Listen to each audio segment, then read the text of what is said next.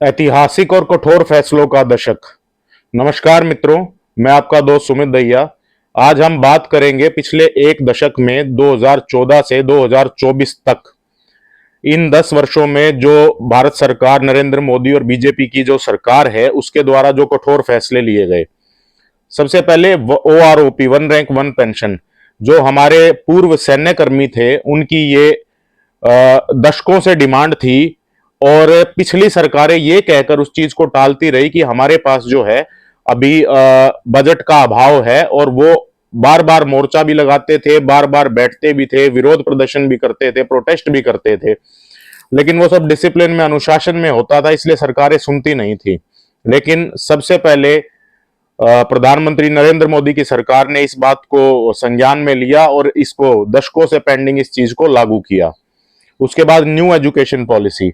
New education policy एक demand थी, बहुत समय से पेंडिंग थी कि रोजगार उन्मुख टेक्निकल एजुकेशन, बिजनेस एजुकेशन को इंट्रोड्यूस किया जाए ताकि ज्यादा से ज्यादा लोग जो है वो रोजगार की तरफ जा सके।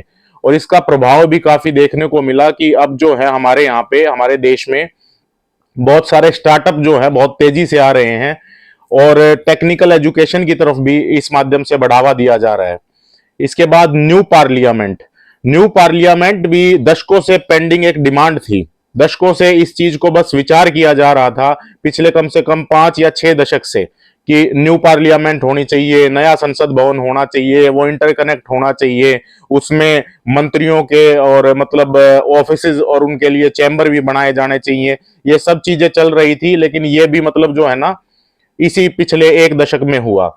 इसके बाद जो भारत न्याय संहिता है, पिछले 160 वर्षों से हम भारतीय दंड संहिता के रूप में अंग्रेजों के कानून ढो रहे थे, जिसमें न्याय के प्रोविजन नहीं थे, दंड के प्रोविजनों को प्राथमिकता दी जा रही थी। पिछले 160 दशक से पेंडिंग इस डिमांड को भारतीय न्याय संहिता के माध्यम से, जो है ना इंडियन क्रिमिनल जस्टिस सिस्टम के माध्यम से पूरा किया गया। ये भी इस पिछले एक दशक में हुआ। इसके बाद अगर आप देखें तो यूसीसी जो उत्तराखंड में लागू हुआ, उत्तराखंड समान नागरिकता संहिता अधिनियम 2024 के माध्यम से, और केंद्र सरकार में भी इस पे आगे विचार किया जाएगा और इसको मतलब अस्तित्व में लाने का प्रयास किया जाएगा। तो उत्तराखंड में ये चीज लागू हुई। उत्तराखंड पहला ऐसा राज्य बना जिसमें ये चीज लागू हुई। ये भी अभी रिसेंटली हुआ है। इसके बाद नारी शक्ति वंदन अधिनियम। पिछले लगभग 3 से 4 दशक में कोई भी सरकार आती थी वो कहती थी कि हमें महिलाओं की जो है तादाद या महिलाओं की जो है उसको बढ़ाना चाहिए। हमारे जो हाउसेज हैं, चाहे वो संसद है, चाहे वो लोकसभा, राज्यसभा, विधानसभाओं में, उनका जो है ना एक तरीके से उनकी जो है ना तादाद को बढ़ाने का काम करना चाहिए। लेकिन ये सिर्फ बात की हद तक सीमित थे, बात से आगे बात नहीं बढ़ पाती थी। लेकिन अब इस सरकार में नारी शक्ति वंदन अधिनियम के माध्यम से 33%, जो कि आने वाले समय में वजूद में आएगा, 33% महिलाओं के लिए उस चीज को सुनिश्चित किया गया है कि महिलाएं लगभग बड़ी तादाद में अब जो है ना अपनी कॉन्स्टिट्यूएंसी की का नेतृत्व करेंगी और अपनी कॉन्स्टिट्यूएंसी को रिप्रेजेंट कर पाएंगी। ये भी पिछले जो है ना अभी पिछली ही मतलब सरकार में अभी पिछले 5 वर्ष के कार्यकाल में हुआ है। इसके अलावा आर्टिकल 370 हटने के बाद 30 साल बाद वहां पर थिएटर को दोबारा खोला गया। 30 साल के बाद वहां कश्मीर में मुहर्रम का जुलूस निकाला गया। पिछले मतलब लगभग 2 से 3 दशक में, जब से वहां पे हमारे हिंदू, कश्मीरी हिंदू पंडितों को जो है ना उनका नरसंहार किया गया था, उस समय से वहां से कोई तिरंगा यात्रा नहीं निकली थी। पिछले 30 वर्ष के बाद वहां पे तिरंगा यात्रा निकली, थिएटर खुले, वहां की आबो हवा में शांति और सुकून से अब लोग सांस ले पा रहे हैं। उसके अलावा G20 का भी सफल आयोजन पूरे देश में भी किया गया और कश्मीर में विशेष तौर पे किया गया, ताकि जो हमारे G20 के पार्टनर, हमारे सहयोगी मित्र हैं, वो भी देखें कि इस चीज का वहां पर कितना पॉजिटिव असर हुआ है। अगर आप सर्जिकल स्ट्राइक और एयर स्ट्राइक के माध्यम से जिस तरीके से देखें कि हमारे देश की अस्मिता पर, हमारे देश की जिस प्रकार से हमला किया गया, तो उसका जवाब सर्जिकल और एयर स्ट्राइक के माध्यम से दिया गया। अगर आप कंपेयर करें, जिस समय बॉम्बे अटैक हुए थे और कसाब नाम का आतंकवादी पकड़ा गया था, जिसमें 160 से ऊपर जो है ना लोग हमारे मारे गए थे, जिसमें विदेशी लोग भी थे और हमारे जो है ना आर्म फोर्सेस के लोग भी हमारे शहीद हुए थे। और उस समय भारत ने इतनी बड़ी कार्रवाई या किसी भी तरह की कोई कार्रवाई नहीं की थी। भारत यूएनओ में और जो है ना डिप्लोमेटिक माध्यम से प्रेशर बना रहा था। लेकिन अब जो है ये बात उनको समझ आ चुकी है कि अगर भारत की अस्मिता पर हमला किया गया तो एयर स्ट्राइक, सर्जिकल स्ट्राइक और इससे भी ज्यादा बुलंद तरीके से, पुरजोर तरीके से भारत जवाब देगा। ये भी पिछले जो है ना पिछले एक दशक में हुआ है। इसके अलावा अगर आप देखें जो म्यांमार और भारत की सीमा है, जो लगभग 1650 किलोमीटर लंबी सीमा है, उस पर बाढ़ लगाने का काम भी जारी है, ताकि जो आतंकवादी हैं, जो इस किस्म के लोग हैं, जो मतलब हमारे नॉर्थ ईस्ट में माहौल खराब करना चाहते हैं, वो लोग भारत में एंटर ना हो पाए। हालांकि ये एक पहाड़ी क्षेत्र है और ये बहुत खर्चीला काम है। लगभग 2.5 करोड़ रुपए पर किलोमीटर के हिसाब से वहां बाढ़ लग रही है और इसमें बहुत समय लगेगा। लेकिन ये काम पिछले आजादी से ही लगभग 77 साल से पेंडिंग था, जो इस सरकार ने अब आने के बाद जो है ना पिछले 5 वर्ष में इस काम की मंजूरी दी है और अब ये काम तेजी से आगे बढ़ रहा है। इसके अलावा जनधन खाते खोले गए इतनी बड़ी मात्रा में। उस समय ये कांग्रेस के जो हमारे लोग हैं विरोध करते थे कि ये जनधन खातों से क्या होगा, ये खाते तो खाली है।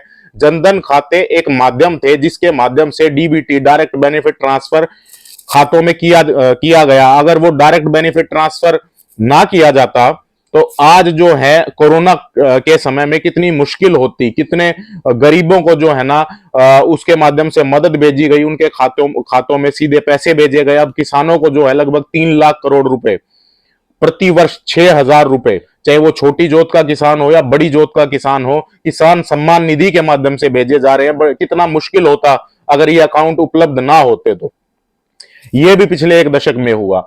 जीएसटी और इसके अलावा नोटबंदी के माध्यम से जो काला धन है, जो ट्रेवल करता था 1,000 और 2,000 रुपए के रूप में, जो बड़े नोटों में ट्रेवल करता था काला धन, उस पर बहुत हद तक लगाम लगाई गई। One nation one tax GST के माध्यम से इस देश में इंट्रोड्यूस किया गया, जो अब सरलता से भरा भी जा रहा है और सरलता से लोगों ने इस चीज को, व्यापारियों ने समझ भी लिया है और अपना भी लिया है। इसके अलावा 3 तलाक जो मुस्लिम बहनों को एक तरीके से मतलब उनकी मतलब अस्मिता पर हमला ही माना जाएगा इसे। उस 3 तलाक को जो महिलाएं प्रताड़ित होती थी, मुस्लिम महिलाएं परेशान होती थी उस चीज से, उस 3 तलाक को जो है ना भारतीय जनता पार्टी की और नरेंद्र मोदी जी की सरकार ने पिछले एक दशक में खत्म किया। ये एक बहुत बड़ा ऐतिहासिक कदम था जो मुस्लिम महिलाओं के जीवन में परिवर्तन लाने के लिए बहुत ही आवश्यक था और इस सरकार ने उसको अंजाम दिया। इसके बाद जो आगे अगर आप देखें तो अंततः राम मंदिर जो कि 500 साल से लगभग जो है, और लगभग पिछले आजादी के बाद से या उससे पहले से भी जो कोर्ट में चला आ रहा मुद्दा था, और पिछले 500 वर्षों से भारतीय में, ये खाली हिंदुओं के लिए नहीं, भारतीय अस्मिता को, भारतीय जो है ना भारतीय जो एक सांस्कृतिक गौरव की पुनर्स्थापना के रूप में राम मंदिर का निर्माण किया गया। तो जो उस समय एक 2014 से पहले हम देखते थे कि घोटालों के माध्यम से, घपले घोटालों की खबरें आती थी देश में ना, एक पीढ़ी में बहुत हताशा थी। अब जो है एक तरीके से वो सारा खत्म हो चुका है और एक तरीके से देश जो है एक बहुत तेजी से आगे बढ़ रहा है और देश जो है 5 अर्थव्यवस्थाओं में आ चुका है और अब 3 अर्थव्यवस्थाओं में बहुत जल्दी ही जो है ना भारत जो है ना टॉप की 3 अर्थव्यवस्थाओं में शामिल होगा। इसके अलावा भारत में जिस युद्ध स्तर पे हाईवे निर्माण किया जा रहा है, इंफ्रास्ट्रक्चर निर्माण किया जा रहा है, तो ये एक रिकॉर्ड है। ये कभी पहले ऐसा नहीं हुआ था कि इतने बड़े तादाद में हाईवेज का निर्माण हुआ हो। भारत के पासपोर्ट की ताकत बड़ी है। भारत ने चाहे सूडान से, चाहे यूक्रेन रशिया वॉर से, चाहे नेपाल में 2015 में आए हुए भूकंप से भारतीय नागरिकों को निकाला है सफलतापूर्वक। ऑपरेशन राहत चलाया गया, ऑपरेशन अजय चलाया गया, विभिन्न ऑपरेशनों के माध्यम से स्टूडेंट्स को भी, जो यूक्रेन में हमारे मेडिकल स्टूडेंट्स पढ़ाई कर रहे थे, उनके माता पिता चिंतित थे, उन्होंने सरकार को अप्रोच किया और सरकार ने पिछले एक दशक में भारतीय नागरिकों का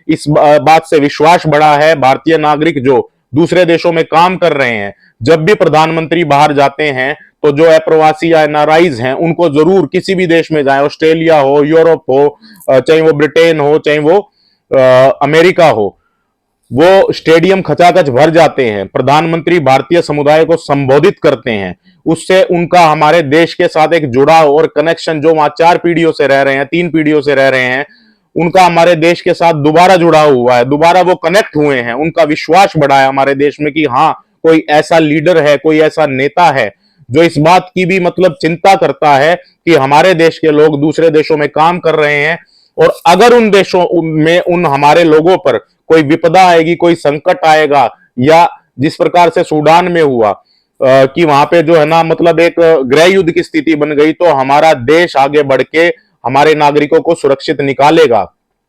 इसके अलावा भारत के पासपोर्ट की ताकत बढ़ी है। अगर आपने पिछले 1 दशक में ट्रेवल किया होगा इंटरनेशनली, तो आपने इस चीज को जरूर महसूस किया होगा कि भारत के पासपोर्ट की ताकत जो है वो बहुत हद तक बहुत बड़ी है। इसके अलावा 24 करोड़ लोगों को मल्टी डायमेंशनल पॉवर्टी से इस सरकार ने बाहर निकाला है, जो एक प्रकार से लगभग असंभव काम था। अभी राहुल गांधी कहते हैं कि हम तो एक झटके में गरीबी खत्म कर देंगे। पिछले आजादी के बाद से 55 साल तक तो कांग्रेस का ही राज रहा, 8 दशकों में से 55 साल अकेला कांग्रेस का राज रहा, तो ऐसा झटका क्यों नहीं दिया? गरीबी हटाओ का नारा देने वाली कांग्रेस जो थी, उन्होंने ऐसे झटके क्यों नहीं दिए जिससे गरीबी खत्म हो जाती? उन्होंने ऐसे झटके दिए जिससे भ्रष्टाचार जो है ना शीर्ष पे चला गया।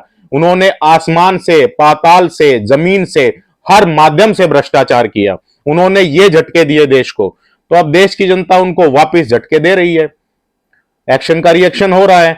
इसी प्रकार से अगर और आप फैसले देखें तो आप उज्ज्वला योजना देखिए, आप लखपति दीदी योजना देखिए, आप लाडली बहना योजना देखिए, या मुद्रा योजना देखिए, या फिर जिन माध्यमों से जो है ना महिलाओं को सशक्त किया जा रहा है, जिन माध्यमों से महिलाओं को एम्पावर किया जा रहा है। आप नल से जल योजना के तहत जो महिलाएं जो है ना इतने किलोमीटर से पानी लेके आती थी, उनका आधे से ज्यादा दिन इसी चीज में चला जाता था। तो अब जो है ऐसे ऐतिहासिक कदम जो लिए गए, उन ऐतिहासिक कदमों को मद्देनजर रखते हुए भारतीय जनता पार्टी का साथ दें, हमारे प्रधानमंत्री जी को सपोर्ट करें, और आगे आने वाले समय में भी यह क्रम जारी रह सके, इस बात को मद्देनजर रखते हुए वोट करें। बहुत बहुत धन्यवाद मित्रों।